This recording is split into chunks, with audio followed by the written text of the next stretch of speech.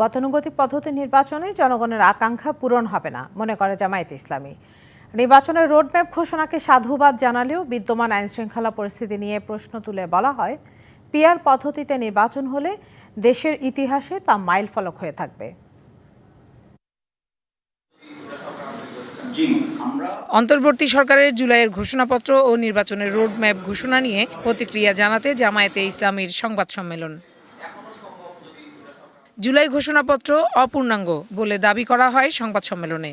সরকার পরিবর্তন আর জুলাইয়ের বিপ্লব এটা কোয়াইট ডিফারেন্ট।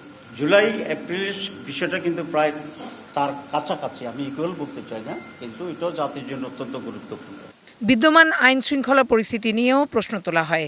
আইন শৃঙ্খলা পরিস্থিতি বর্তমানে যেটা বিরাজমান, সেটা মাধ্যমে একটু সুষ্ঠু অবাধ নির্বাচন করা খুবই ডিফিকাল্ট। রাজনৈতিক দলগুলোর সাথে আলাপ আলোচনা করে জুলাই ঘোষণাপত্র দিলে আরও ভালো হতো। আর পিআর পদ্ধতিতে নির্বাচন হলে তা দেশে মাইলফলক হয়ে থাকবে বলেও মনে করে জামায়াতে ইসলামী। আমরা এখনো মনে করি পিআর পদ্ধতিতে বেস্ট পদ্ধতি। Farhana Juthi, DBC news, Dhaka.